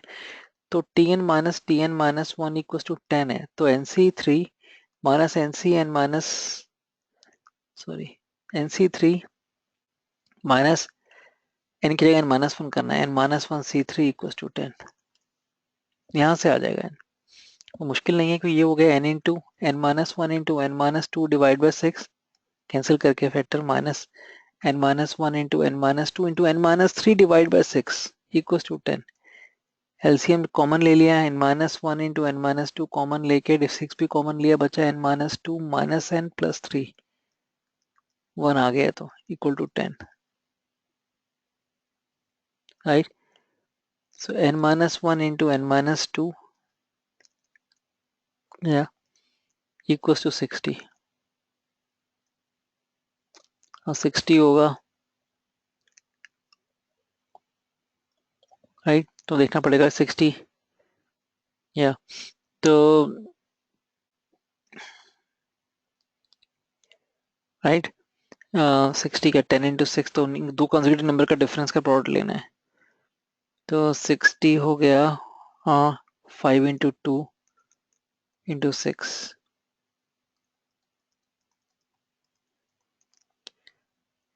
तो गलती की है क्या? वो टीएन प्लस माइनस टीएन है, थोड़ा फर्क पड़ जाएगा उससे। टीएन+1, टीएन ये नहीं था, टीएन+1 था, तो n+1 C3 minus NC3 equal to 10 है। तो होगा n+1 into n minus 1 divide by 6 minus n into n minus 1 into n-2 divide by 6 equal to 10। तो 60 हो गया, कॉमन लिया हमने n into n minus 1 common लिया, ये है n+1 में से माइनस करना है n-2 इक्वल टू 10 इंटू 6। तो ये तो 3 बन रहा है, 1 + 2 3, n into n minus 1, 3 cancel करके यहाँ 20 बन गया। अब ये आ गया 5 into 4, n equal to 5। Product of two consecutive numbers, एक n होगा, एक n-1 होगा। तो मिस्टेक कर दी थी, अदरवाइज तो कुछ नहीं। NC3 नंबर ऑफ ट्राइंगल्स होंगे, बिकॉज n साइडेड पॉलीगन में every way of choosing 3 points will give us one triangle, and how many ways we can choose 3 points? NC3। तो ये आ गया Tn+1 is n+1 C3, Tn is NC3 equals to 10।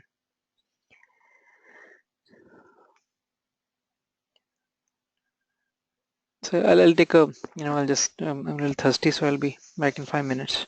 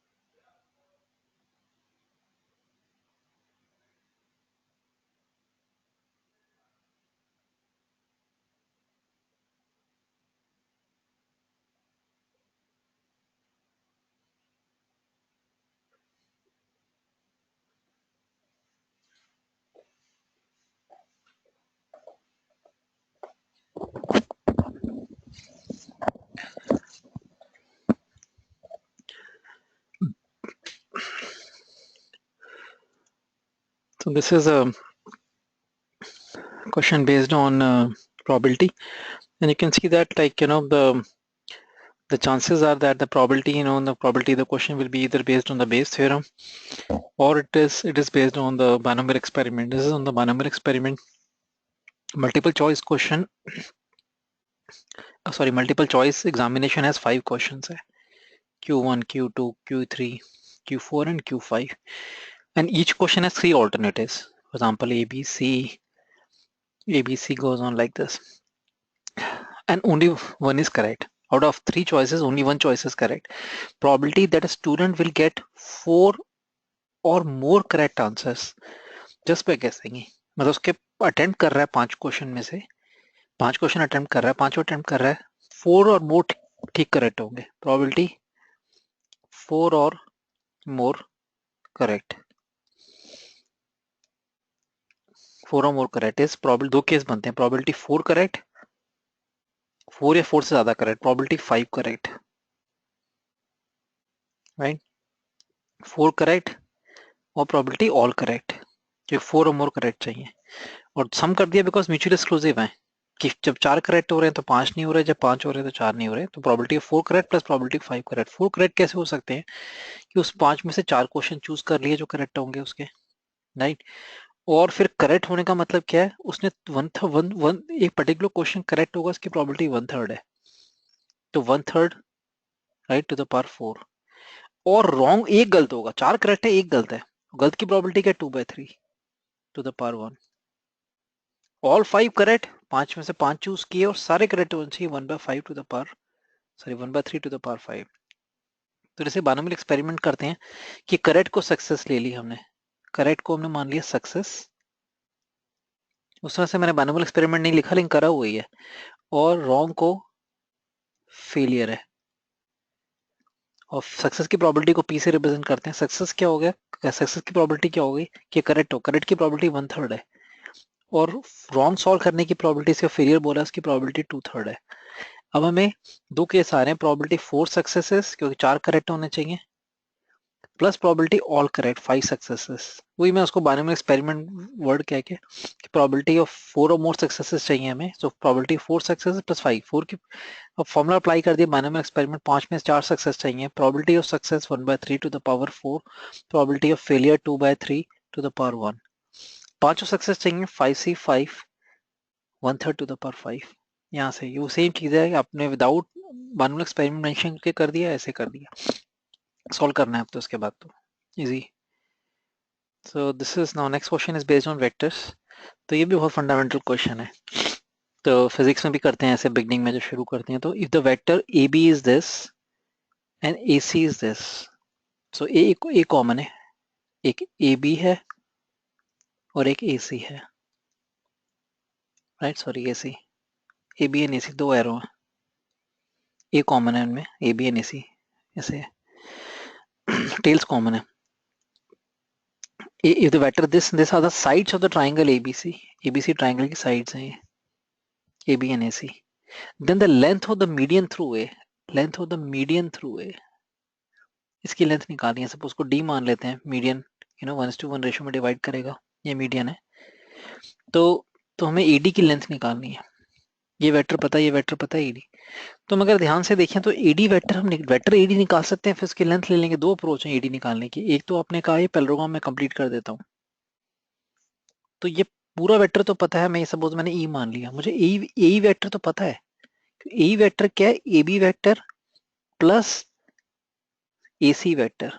Parallelogram बन गया ना, parallelogram complete कर दिया मैंने, ऐसे एक्सटेंड करके इसको पैरेललोग्राम कंप्लीट कर दिया, ट्रायंगल की जगह पैरेललोग्राम कर दिया. तो मुझे सम ऑफ द एडजेसेंट साइड्स तो पता ही है, सम होता है इनका. ये पैरेललोग्राम लॉ ऑफ एडिशन है, ये आ गया, ए आ गया.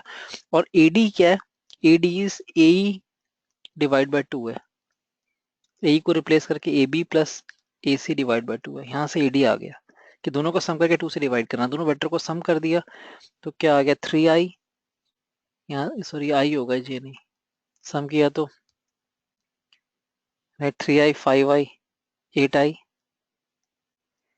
फिर जे ऐड किया तो -2j, यहाँ जे नहीं है, 4k plus 4k is 8k divide by 2, तो आ गया 4i - j प्लस 4k, ये एडी वेक्टर है तो लेंथ तो आ गई, राइट। 16 प्लस 1 प्लस 16 का स्क्वायर रूट, रूट 33। तो ये ऐसे निकाल लिया आपने, या आप ये पैरेललोग्राम बीच में लाओ ही मत, एक ही मतलब है, ये बीच में लाओ ही मत, हमें डिफरेंस ऑफ एरो से कर लेंगे। मुझे ये पता है, BC पता है मुझे, क्या ये वेक्टर क्या होगा, AB minus AC, AB minus AC होगा ये लेंथ जो CB है, राइट। अब मुझे CD चाहिए, ये सॉरी AD चाहिए, तो AD क्या है, अब यहां से कर लो, AD है this plus this, AD vector is AC vector plus CD by 2,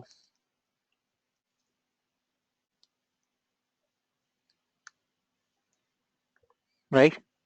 मैं यहाँ देखो एडी वेक्टर को क्या लिखा मैंने, ट्रायंगल ऑफ एडिशन से, AC plus CD is AD, again I repeat, AC vector plus CD is AD।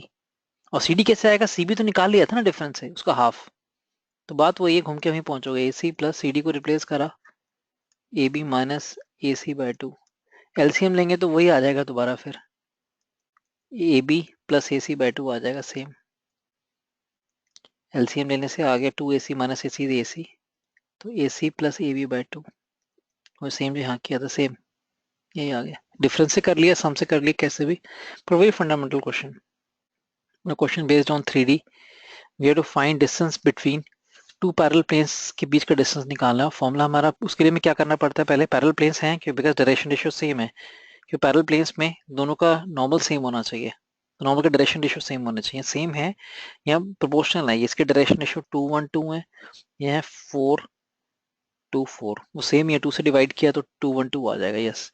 तो पहला काम यही होता है, ये कोफिशिएंट्स को सेम करना होता है हमें, पैरेलल प्लेन्स तो हैं तो उसको 2 से डिवाइड कर दिया तो आ गया 2x plus y plus 2z equal to -5/2, ये प्लेन और दूसरा प्लेन है 2x plus y plus 2z equal to 8, तो ये दोनों अब ये पार्ट सेम होने के बाद अब ये आ गया basically ax plus by plus cz equal to p1, एक प्लेन ये है, दूसरे में ये पार्ट सेम है, इक्वल टू p2, फॉर्मूला होता है पैरेलल प्लेन के डिस्टेंस का, d equal to p1 minus p2 का mod divide by root of a square plus b square plus c square, ये फॉर्मूला लगाना है आपने, राइट।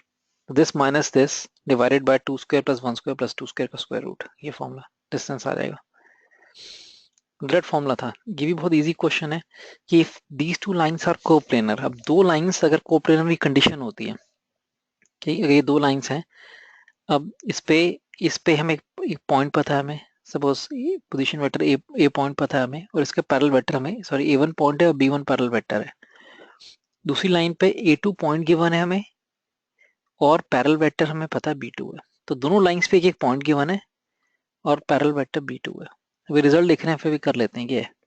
तो दोनों लाइंस की इक्वेशन पता है, तो इक्वेशन पता होने का मतलब है पॉइंट ये है 2 3 4, और साथ में ये डायरेक्शन रेशियो गिवन है लाइन के, which is same as a parallel vector, direction ratio क्या है, they are the components of the parallel vector है, इसका मतलब है कि हमारा ए क्या पॉइंट A1 क्या है, इस पे 2y cap plus 3j cap plus 4k cap है, पॉइंट ये है, वेक्टर फॉर्म में कर लिख रहा हूँ मैं इसको, और पैरेलल वेक्टर B1 क्या है, डायरेक्शन रेशियो लिखने हैं, आई कैप प्लस जे कैप माइनस के इंटू के कैप, ये है। तो A1 B1 यहाँ से आ गया मेरा, ऐसे यहाँ से A2 B2 आ जाएगा। अब ये 4 पॉइंट पता है तो क्या कंडीशन होती है for two lines to be coplanar, अगर दोनों लाइन कोप्लेनर में तो ये तीन वेक्टर देखो आप, B1 B2 और A2 minus A1, A1 minus A2 और A2 minus A1, B1 B2 are coplanar vectors, ये पक्का है।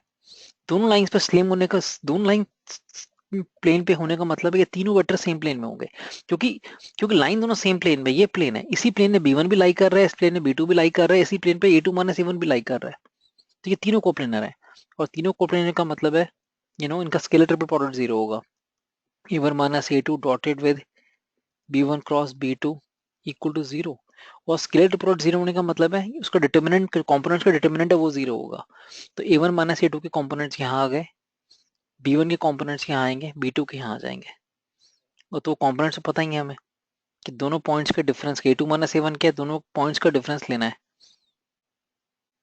राइट। तो इसको यहाँ लिख लेते हैं, रिजल्ट याद करना है कि जब भी थ्री दो लाइन सेम प्लेन में है तो ये डिटर्मिनेंट 0 होगा। a1 माइनस, ये मतलब ये 0 होगा, a1 minus a2 dotted with b1 cross b2 equal to 0। इसको डिटर्मिनेंट फॉर्म में रिजल्ट को ऐसे लिखेंगे, यहाँ पे आ जाएगा x1 minus x2, y1 minus y2, z1 minus z2।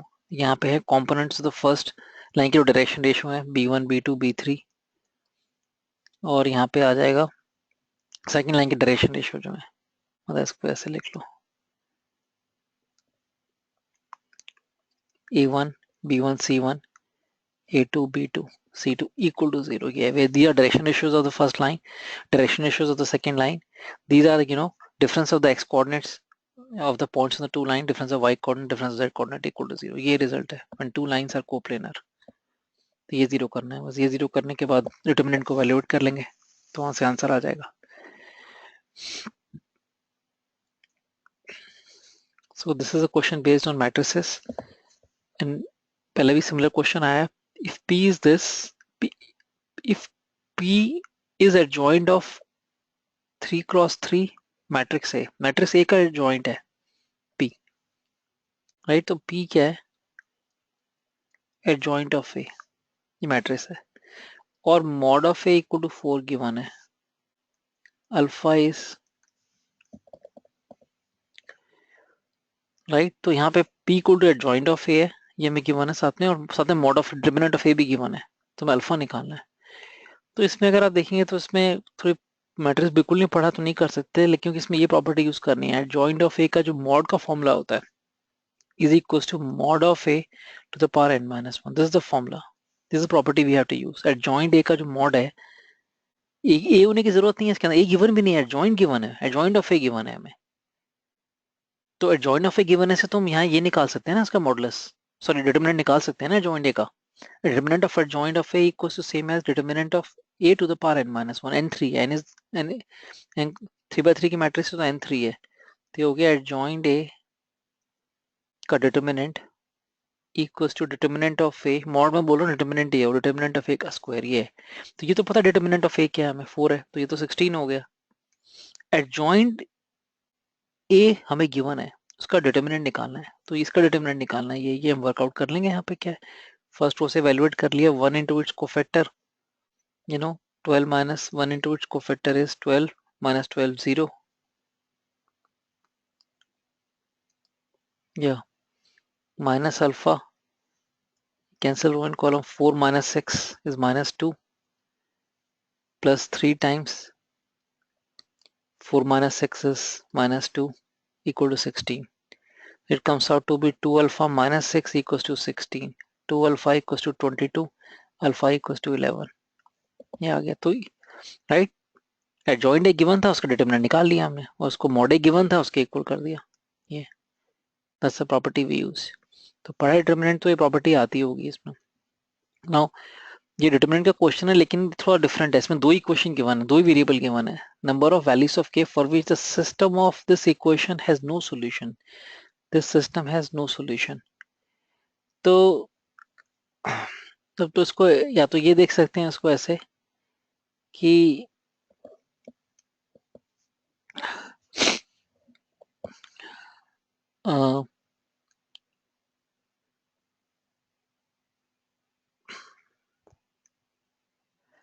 एक तरीका तो ये पहले स्ट्रेट लाइन से देख लिया आपने, एक मिनट, के plus 1x plus 8y equal to 4k, ये एक्स वाई में दो लीनियर इक्वेशन है, k x plus k plus 3 into y equal to 3k minus 1। इसमें कोई सोल्यूशन नहीं होना चाहिए, अंदर पैरेलल लाइंस होंगी, कभी कोई सोल्यूशन नहीं होगा, और पैरेलल लाइंस होने के लिए यू नो दैट कि k plus 1 by k is should be same as 8y over k plus 3, parallel lines की कंडीशन है ये, नॉट इक्वल टू, कॉन्सिडेंट हो जाएंगे 4k over 3k minus 1। I hope ये क्लियर है कि जैसे ये पैरेलल लाइंस हैं, अगर ये मैं लाइंस देखता हूँ, ये तो कॉन्सिडेंट लाइंस होंगे, दोनों सेम ही है, अगर उसको मैं 2 कर देता हूँ, ये पैरेलल लाइंस होंगे, स्लोप सेम है, राइट, स्लोप सेम है, लेकिन लाइन सेम नहीं क्योंकि 1 है ये 2 है, तो सेम वही मैंने लिखा है, this over this equal to this over this होना चाहिए, पैरेलल लाइंस हो गई, लेकिन कॉन्सिडेंट ना हो जाए तो नॉट इक्वल टू दिस, ये करना है। ये तो सिंपल है, के यहाँ सॉल्व कर लिया मल्टीप्लाई करके, के square plus 4k plus 3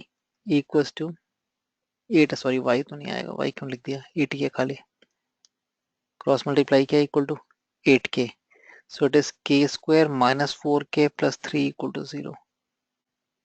K minus 3 into k minus 1 equal to 0. K equal to 1 और k equal to 3. अब देखना दोनों आंसर है, एक आंसर है क्योंकि क्वेश्चन ने पूछा how many values of k has no solution. The number of values of k has no solution. कितनी वैल्यूज k की होंगी when there is no solution. तो आंसर तो 2 लग रहा है यहाँ पे, लेकिन चेक करना है कि इसको सेटिस्फाई कर रहा है नहीं कर रहा है. k को 1 डाला, k को 1 पहले यहाँ देखा, k को 1 डालने से ये आता है 2, k को 1 डालने से ये भी 2 आता है, k को 1 डालने से ये भी 2 आ रहा है. तो 2 तो कॉन्स्टेंट लाइंस हो गई हैं. तो फिर ये k1 नहीं हो सकता क्योंकि k1 आने से रेशियो इक्वल हो गई है, नॉट इक्वल टू होनी चाहिए थी.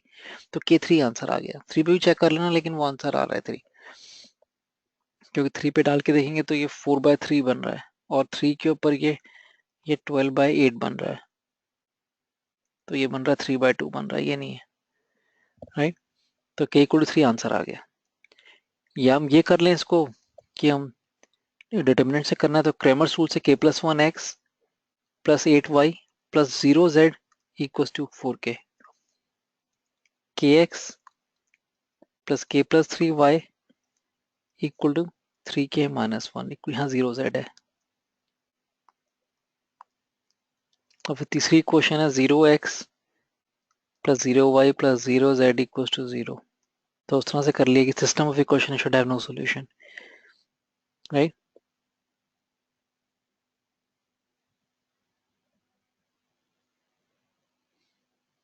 तो आप ये देखते हैं कि इसमें अगर आप देखेंगे इसमें तो d इक्वल टू 0 है, क्योंकि ये देखो d से बनता है इन कोफिशिएंट से, तो ये थर्ड रो 0 हो गई. देखो d इक्वल टू 0 आ गया. और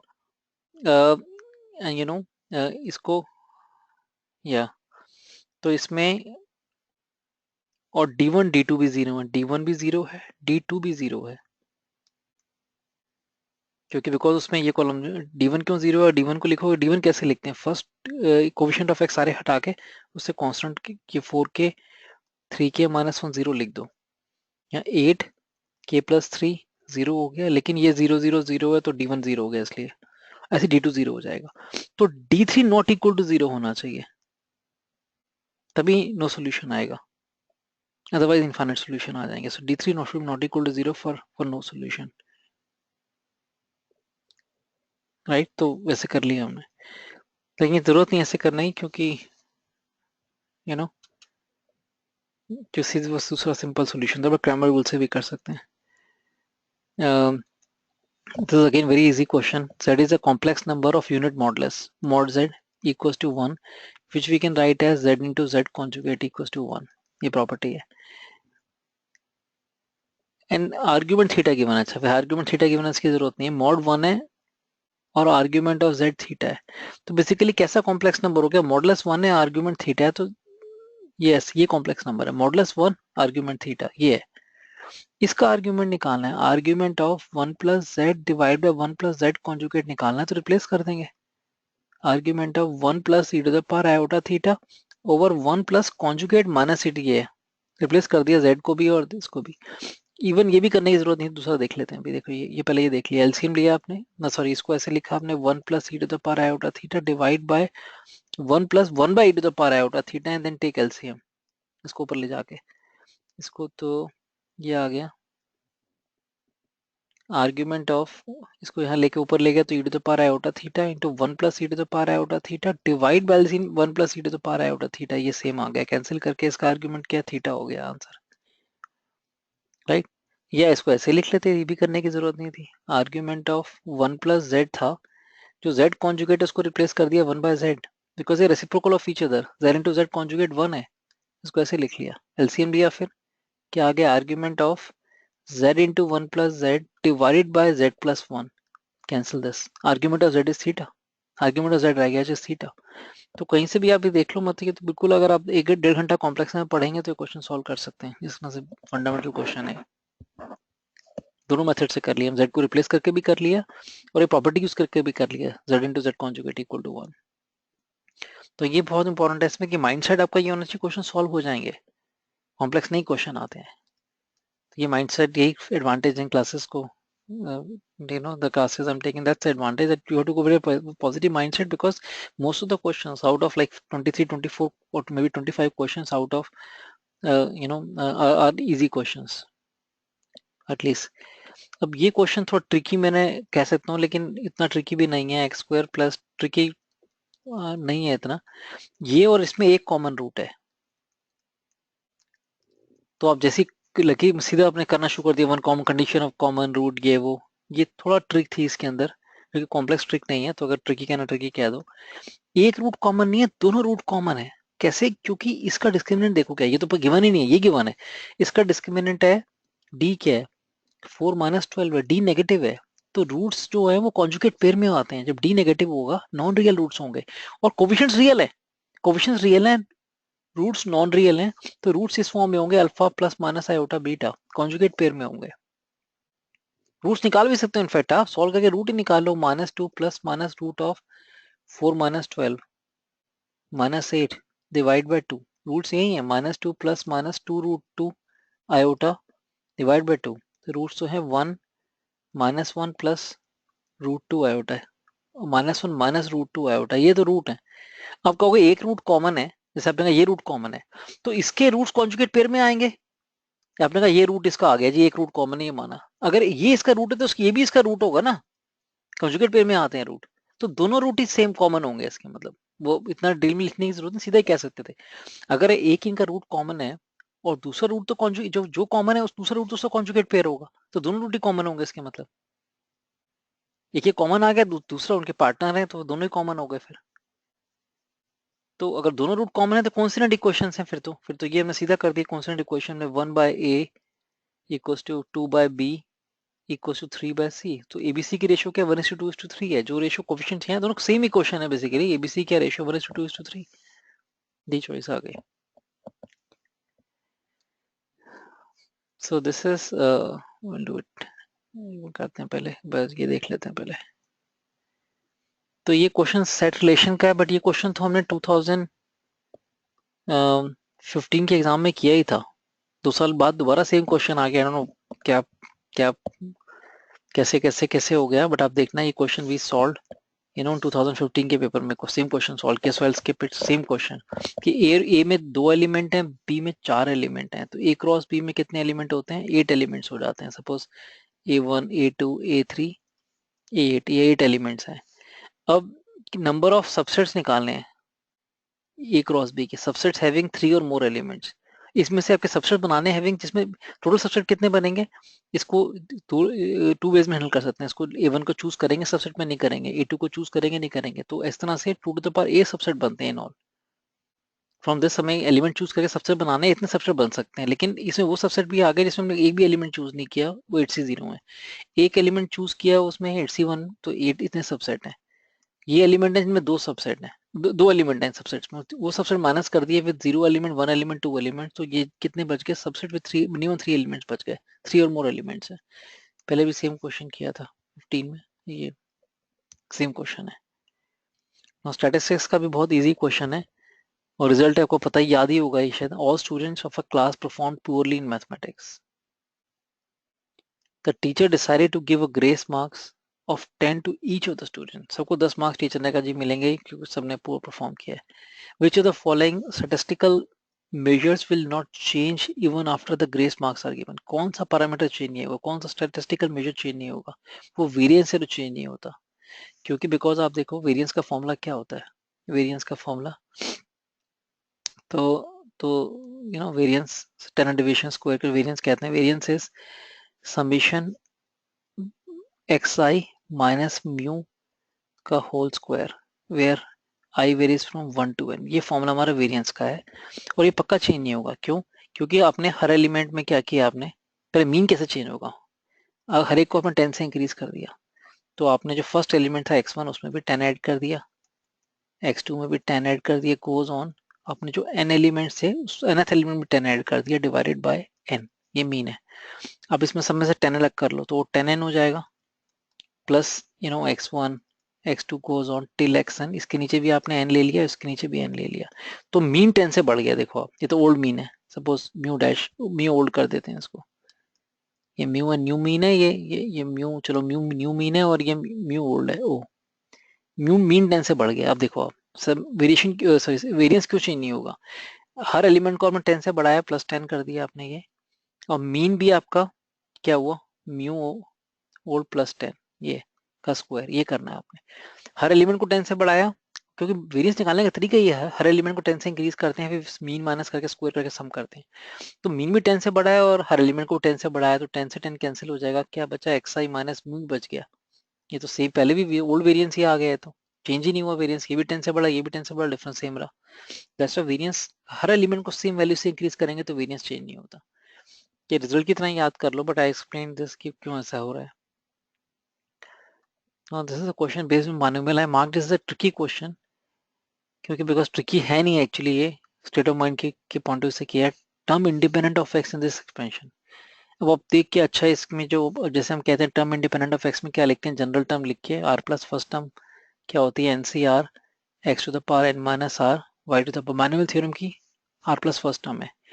तो हम एक्स की सारी पावर कलेक्ट करके उनको जो पावर है उसको जीरो कर देते हैं, because term independent of x चाहिए। ये टिपिकल तरीका है, right? जैसे मैं कहता हूँ x minus one by x to the power 10 में टर्म इंडिपेंडेंट ऑफ एक्स क्या होगी, मैं जनरल टर्म लिखी t r and 10 c r, r plus one sorry, r plus first term लिखी 10 c r x to the power 10 minus r minus one by x to the power r. तो x का coefficient देख लिया हमने, 10 c r minus one to the power को अलग कर दिया, एक्स का कोफिशिएंट यहाँ 10 माइनस आर है और यहाँ पे x to the power minus r है, तो माइनस आर कर दिया ये। Just trying to explain the concept. तो इसको जीरो करके 10 माइनस टू आर को जीरो करके टर्म इंडिपेंडेंट ऑफ आ गया, इस पावर को जीरो करके r fifth term, r equal to 5 है जो इंडिपेंडेंट है, तो सिक्स टर्म इंडिपेंडेंट है, आर को 5 डाला तो t r plus one, T six term is independent which is 10 c 5 minus one to the power 5। ये सेम चीज यहाँ करनी है, लेकिन इसमें भी थोड़ा आइडिया था, ट्रिक जो भी बोले, सीधा मत करना है, इसको सिंप्लीफाई करना है पहले, आप नहीं कर पाएंगे, बहुत कॉम्प्लेक्स एक्सप्रेशन है। तो उसको सिंप्लीफाई करने के लिए देखो क्या है, ये है 1 plus x to the power 2/3 minus x to the power 1/3 है। तो ये मैंने दिमाग लगाना था, मल्टीप्लाई डिवाइड अगर इससे करता हूँ x to the power 1/3 plus one से, यहाँ भी किया और यहाँ भी किया, ये एक्स प्लस वन है। सेम हमने मैंने यहाँ सिंप्लीफाई करने के लिए इसमें क्या कर दिया, यहाँ से एक्स रूट एक्स कॉमन ले लिया, तो यहाँ बचता है रूट एक्स माइनस वन, और इसको न्यूमरेटर को लिख लिया एक्स माइनस वन को root x minus one into root x plus one ऐसे लिख लिया। अब देखो ये गया रूट एक्स माइनस वन से root x minus one cancel, ये फैक्टराइज कर लिया ना ऐसे, ये कैंसिल। अब ये क्या बनता है, इन दोनों को मल्टीप्लाई करेंगे तो एक्स प्लस वन बन रहा है, ये ए क्यू प्लस बी क्यू के फॉर्मुले से देखो, अब एक्स प्लस वन ही बन रहा है, ये इससे पूरा कैंसिल हो गया। तो ये सिंप्लीफिकेशन चाहिए थी पहले, अगर सीधा आप ना करने के बाद, तो कि अब ये यहाँ से क्या आ रहा है, x to the power 1/3 plus one, minus यहाँ से आ रहा है कि ये रूट एक्स दोनों के 1 plus one by root x, ये आ रहा है, वन से वन कैंसिल, सिंप्लीफाई होके पावर 10, पावर है ये 10 है। तो अब ये जो बचा है हमारे पास, अब देखो कितना सिंप्लीफाई हो गया, x to the power 1/3 minus one by root x to the power minus half, ये है कि पावर 10, इसमें चाहिए अब 10 c r, r plus first time क्या है 10 c r x to the power 1/3 to the power 10 minus r minus x to the power minus half to the power r. तो power of x देख लेते हैं, 10 c are, यहाँ से minus one to the power r तो अलग कर लिया, बाकी बचता है एक्स टू द पावर, यहाँ पे 10 minus r divide by 3 power है, इसमें यहाँ से पावर आ रही है माइनस आर बाय टू और ऐड कर दी एक्स की पावर, राइट। ये अब जीरो होना चाहिए, 10 minus r divide by 3 minus r by two equal to zero, LCM लिया 6 से 2 गया 20 minus 2r minus 3r equal to zero, r equal to 4,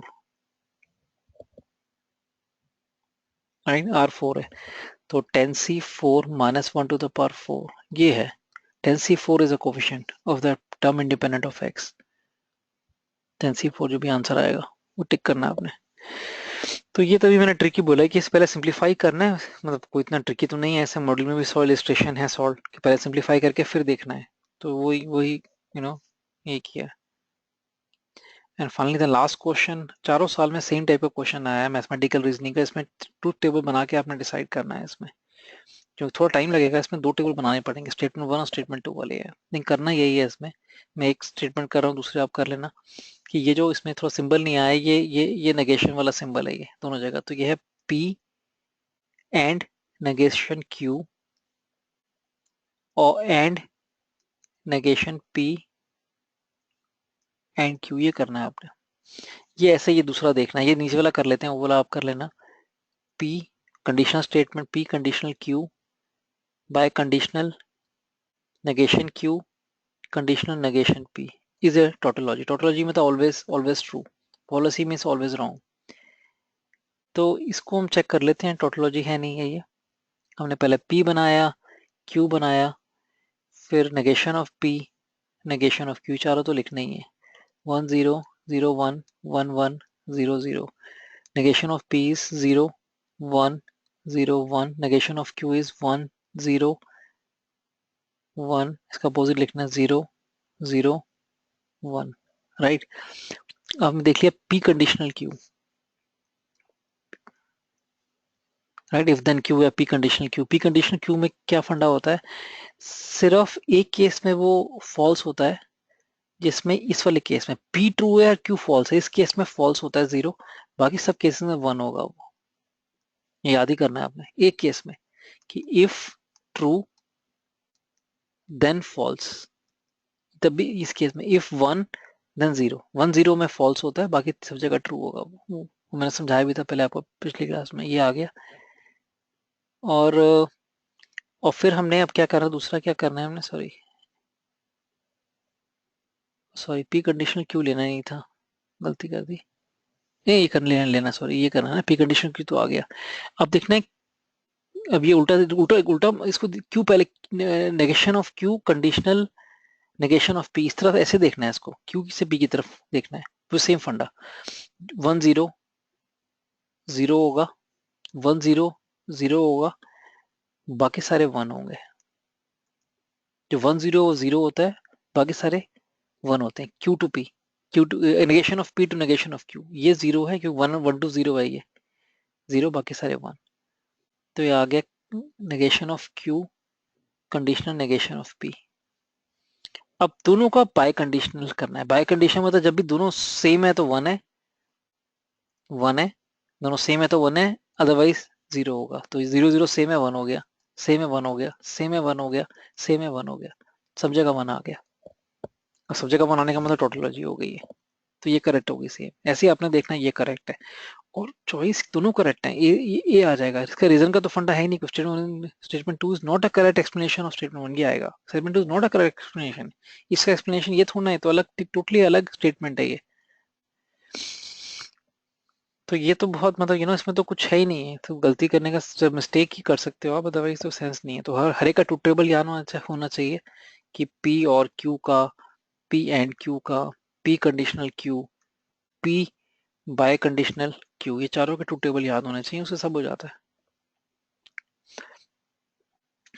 right. So we are done with this. As I explained this time I'll go fast, not discussing each and every question in detail, because some more or less same kind of question that we discussed in the last 3 webinars. So you should what I'll suggest that if instead of don't revise this, whatever you could understand in this class is fine, and you should try this paper maybe whenever you have time, tomorrow, day after tomorrow, or in next 2-3 days attempt this paper yourself. That will be really helpful. And not just this one, all the 3 papers that I discussed before, 16 15 and 14, just do them कि 75 minutes रख के, तो चारों paper कोई बहुत time नहीं लगेगा, चारों पेपर मिला भी लेंगे तो कोई बहुत ज़्यादा टाइम नहीं है, राइट। मतलब कितने 5 घंटे ही तो हैं सिर्फ, तो सारे आप ट्राई करने हैं अपने नेक्स्ट वीक के अंदर, all these papers. So if you want, I can, if you don't have the access to these papers, so 15 and 16 तो